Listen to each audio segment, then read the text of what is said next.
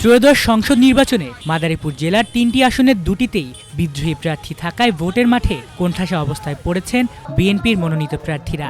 বিদ্রোহী প্রার্থীদের দল থেকে বহিষ্কার করা হলেও নির্বাচনে জয় পাওয়ার ব্যাপারে শঙ্কিত স্থানীয় নেতাকর্মীরা।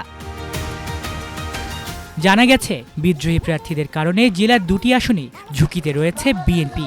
এমন পরিস্থিতিতে মাদারীপুরে এসব আসনে ১১ দলীয় নির্বাচনী ঐক্যজোটের প্রার্থীরা বাড়তি সুবিধা পাচ্ছেন বলে মনে করছেন বিএনপির নেতাকর্মীরা। তারা বলছেন, বিএনপির প্রার্থীরা নির্বাচনী প্রচারে ও উন্নয়নের প্রতিশ্রুতি দিলেও ভোটের মাঠে নিজ দলের নেতাকর্মীদের ঐক্য ধরে রাখা এবং বিদ্রোহী প্রার্থীদের প্রভাব মোকাবিলায় বাড়তি সতর্ক থাকতে হচ্ছে।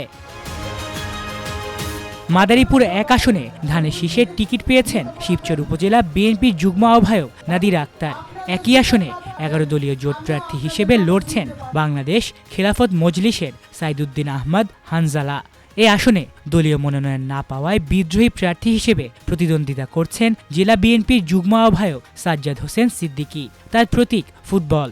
এছাড়া শিবচর উপজেলা বিএনপির কার্যকরী সদস্য কামাল জামান মোল্লা জাহাজ প্রতীক নিয়ে নির্বাচন করছেন। সাজ্জাদ হোসেন সিদ্দিকী লাবলু বলেন, আমি ২০১৮ সালের নির্বাচনে বিএনপির মনোনীত সংসদ সদস্য প্রার্থী ছিলাম। আমার বিরুদ্ধে কোনো দুর্নীতি স্বজনপ্রীতির অভিযোগ নেই। দলের চরম দুঃসময়ে প্রতিটি কর্মসূচিতে অংশ নিয়েছি। কি কারণে বা কোন অদৃশ্য শক্তির বলে আমায় মনোনয়ন দেওয়া হলো না, এটা নিয়ে সাধারণ মানুষের প্রশ্ন রয়েছে। আমি নির্বাচনে জয়ী হলে এলাকায় দুর্নীতিবাদ চাঁদাবাজের স্থান হবে না। একই আসনে আরেক বিদ্রোহী প্রার্থী কামাল জামান মোল্লা বলেন, আমি এলাকার সাধারণ মানুষের পাশে ছিলাম, আছি ও ভবিষ্যতেও থাকব। আমাকে প্রাথমিক মনোনয়ন দেওয়ার পরও কেন বাতিল করা হলো তা আমার জানা নেই। আমি নির্বাচিত হয়ে এই আসনটি বিএনপিকে উপহার দিতে চাই। মাদারীপুর ২ আসনে বিএনপি থেকে মনোনয়ন দেয়া হয়েছে জেলা সদস্য সচিব জাহানদার আলী জাহানকে। তিনি বলেন, আমি দীর্ঘদিন বিএনপির রাজনীতি করি, তাই তৃণমূলের চাওয়াকে প্রাধান্য দিয়ে আমাকে মনোনয়ন দেওয়া হয়েছে। জনগণও আমার সঙ্গে আছে। কোনো বিদ্রোহী বা দলের মান সম্মান নষ্টকারীকে মানুষ ভোট দেবে না। দলের সঙ্গে যারা বেইমানি করেছে, দলও তাদের সব পদ থেকে স্থায়ী বহিষ্কার করেছে। তাদের বিষয়ে আমাদের কোনো মাথা ব্যথা নেই।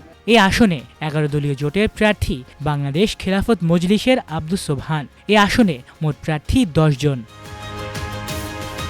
মাদারীপুর ২ আসনে বিএনপির বিদ্রোহী প্রার্থী ঢাকা বিশ্ববিদ্যালয়ের সাবেক ছাত্রদল নেতা মিল্টন বৈদ্য।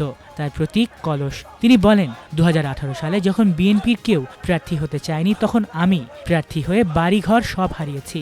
কিন্তু এবার দল আমাকে মনোনয়ন দেয়নি। কিন্তু জনগণের চাওয়াকে তো অবমূল্যায়ন করতে পারি না, তাই তাদের চাওয়াতেই আমি প্রার্থী হয়েছি।